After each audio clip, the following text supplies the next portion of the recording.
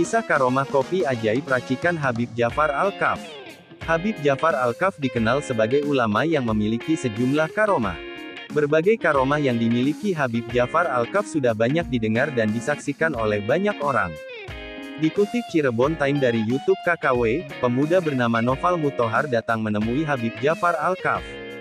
Noval Muthohar ini merupakan penderita asam lambung yang membuatnya tidak pernah meminum kopi. "Kamu minum kopi ya?" perintah Habib Ja'far Al-Kaf. Mendengar perintah itu, Noval ingin menolaknya.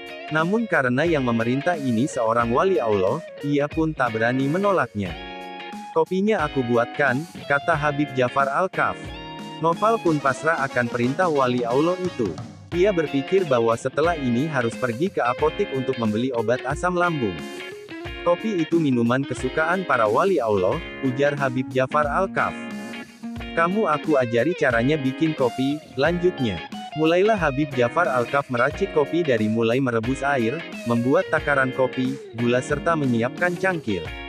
Semuanya dilakukan sendiri oleh tangan beliau yang mulia. "Kalau aku yang bikin kopi, perutmu tidak apa-apa," begitu kata Habib Ja'far Al-Kaf. Mendengar hal itu, sepertinya Habib Ja'far Al-Kaf tahu kalau Noval merupakan penderita asam lambung. Singkat cerita, secangkir kopi telah jadi. Habib Ja'far Al-Kaf lalu memberi 2 buah pisang jenis kepo kepada Noval untuk dimakan terlebih dahulu. "Sebelum minum kopi, makan dulu pisang kepo biar asam lambung tidak naik," katanya.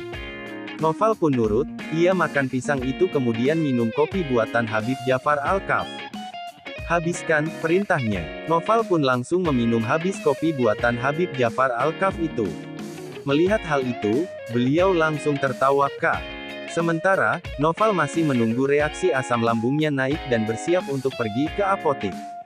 "Kamu tak buatkan kopi lagi?" kata Habib Ja'far Al-Kaf. Noval pun sebenarnya ingin menolak tawaran tersebut.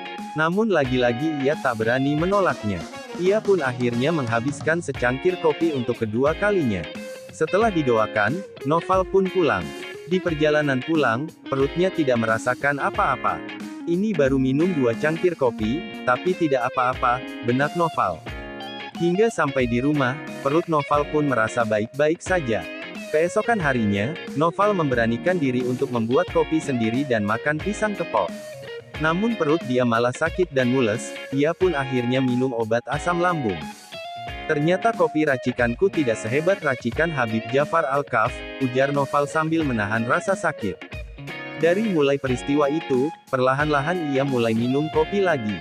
Agar tidak terlalu strong, ia mencampurnya dengan susu seperti cappuccino atau latte.